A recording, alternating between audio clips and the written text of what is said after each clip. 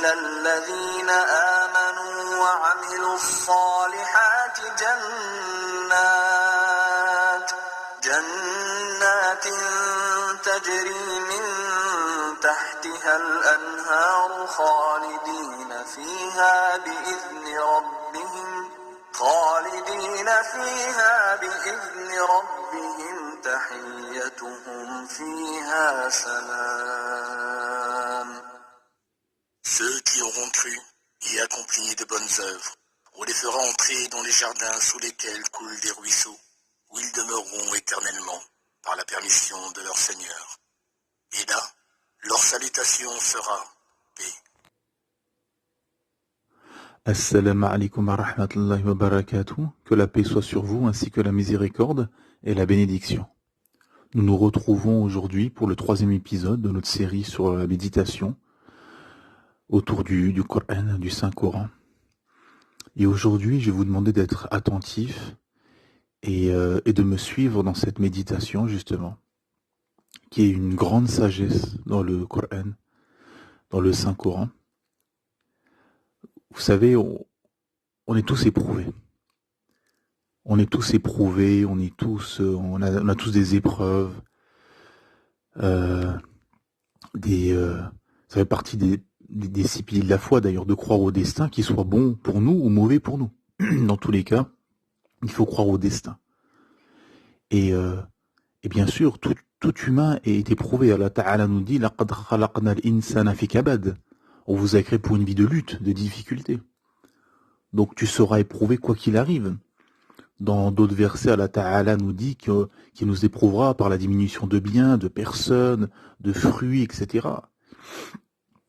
Voilà, un autre verset magistral où Allah Ta'ala nous dit « Vous croyez atteindre le paradis » Traduction dans le sens, hein, vous croyez atteindre le paradis alors que vous n'avez pas encore subi les épreuves de ceux qui étaient avant vous. Misère et maladie les avaient touchés. Subhanallah. Et donc tout être humain est éprouvé. On est tous éprouvés, parfois il y a des choses qui s'ouvrent pas, on comprend pas pourquoi. Hein? Voilà, dans un autre verset, Allah Ta'ala nous dit, il y a des choses qui vous paraissent mal, il y a un grand bien, il y a des choses qui vous paraissent bien, il y a un grand mal. Allah sait vous, tandis que vous ne savez pas. Donc on ne sait pas il est où le bien. Parfois on veut des choses, mais c'est un mal pour nous. Et Allah Ta'ala nous empêche justement. Et on se dit, mais pourquoi je l'ai pas? Mais parce qu'il y avait un grand mal. Allah subhanahu wa ta'ala sait, tandis que nous sommes de simples mortels ignorants, pécheurs, et nous savons pas. Nous savons le peu de choses. Nous savons la seule chose que nous savons, c'est ce qu'Allah subhanahu wa ta'ala nous a révélé. Pas au-delà. Pas au-delà.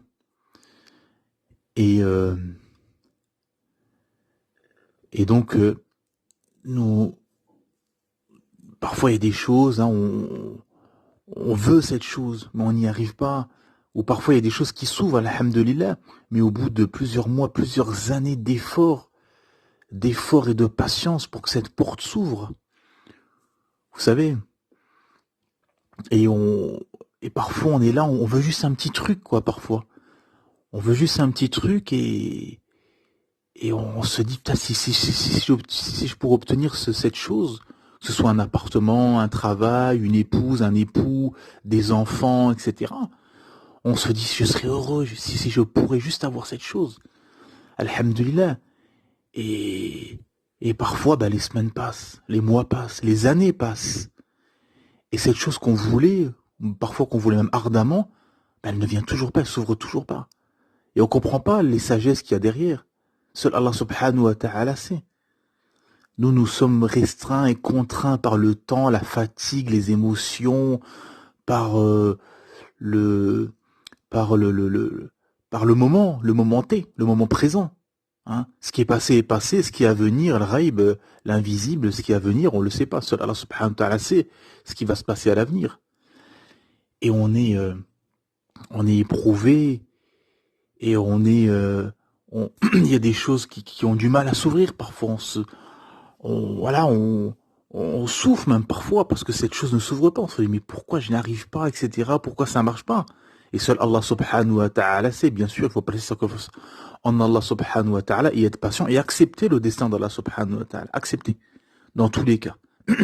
Car c'est Allah subhanahu wa ta'ala qui décide et Allah subhanahu wa ta'ala sait ce qui est bon et ce qui n'est pas bon pour nous. Et vous allez voir où je veux en venir, c'est que dans, allez, on va dire pratiquement toutes les sourates du Coran, pratiquement toutes, sauf les sourates courtes qui à la fin du Coran, mais pratiquement dans toutes les sourates, Allah Ta'ala nous parle de Jannah, du paradis, comme récompense pour les pieux.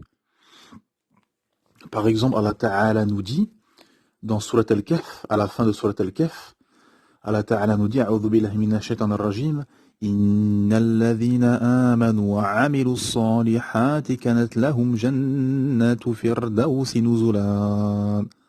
Khalidina fiha la yabghuna 'anha hiwala. Traduction dans le sens, ceux qui croient et font des bonnes œuvres auront pour résidence les jardins du Firdaus, le paradis,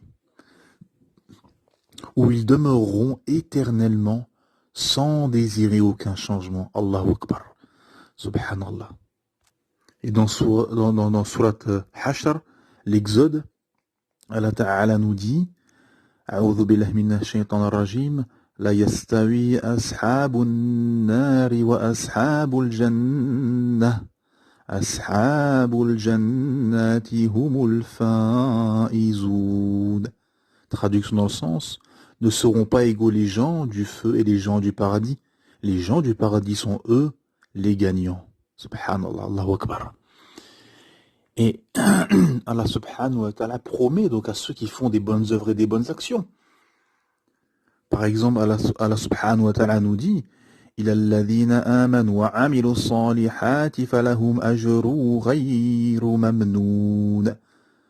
Ceux qui croient et accomplissent les bonnes œuvres, ceux-là auront une récompense jamais interrompue. Subhanallah.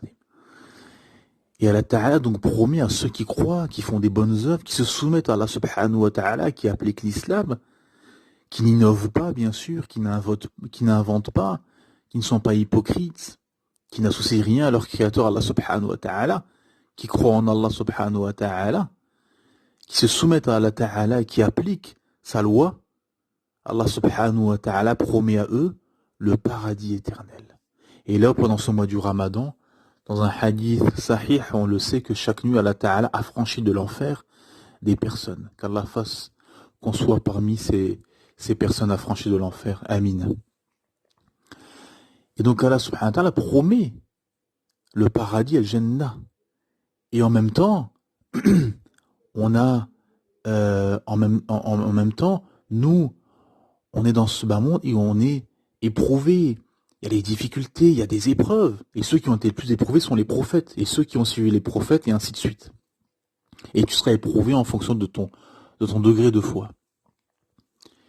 Et tout ça pour dire que, ce qu'on va retenir de cette sagesse, mes frères et sœurs, c'est que le fait qu'il y a comme récompense le paradis, al-Jannah, un paradis large comme les cieux et la terre, et pour l'éternité, ah ben juste l'espérance et l'espoir en ce paradis, et la récompense qui est promise par Allah subhanahu wa ta'ala, qui ne manque jamais à sa promesse, de ce paradis éternel, eh ben c'est déjà un paradis en soi. Subhanallah. C'est déjà un paradis en soi, mes frères et sœurs. Déjà. D'avoir cet espoir en l'au-delà. Vous avez des gens qui sont milliardaires qui se suicident. Vous avez des gens qui sont millionnaires et qui sont en dépression. Pourquoi? Parce qu'ils ont atteint un niveau de richesse, mais que dans ce bas monde. Et c'est fini.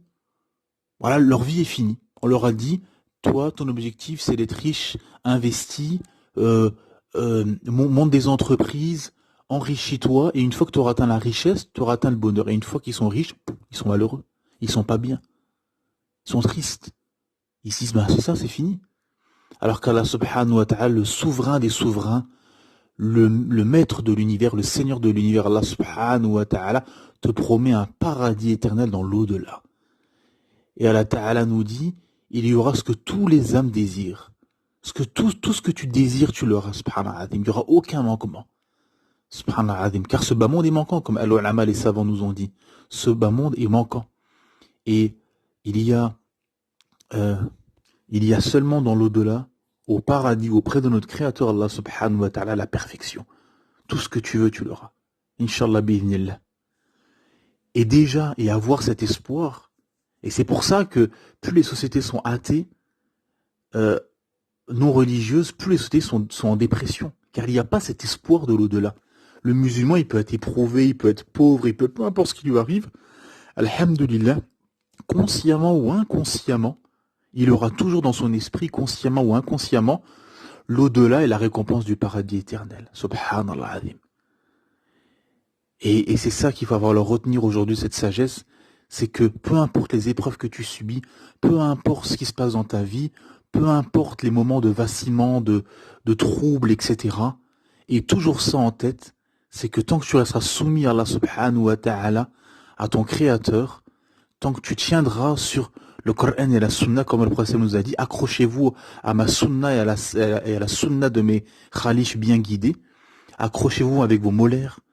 Tant que tu te soumettras à Allah Ta'ala, tu t'accrocheras à son Coran et à la Sunna de notre prophète Mohammed sallallahu alayhi wa sallam, alhamdulillah, tu auras toujours cet espoir d'obtenir le paradis en mourant musulman, car Allah subhanahu wa ta'ala nous dit Ya ayyuhalladhina amanu taqullaha haqqa tuqati wa la tamutunna illa wa antum muslimun. Oh les croyants, ne mourrez qu'en pleine soumission. Ne mourrez musulmans. Et cet espoir justement du paradis te permet de tenir et de cheminer, alhamdulillah, et le fait qu'il y ait un paradis éternel qui t'attend, inshallah bi'idhnillah, comme espérance, c'est déjà un paradis en soi. Subhanakallah wa bihamdik, ashhadu an la ilaha illa ant, astaghfiruka wa atubu ilayk.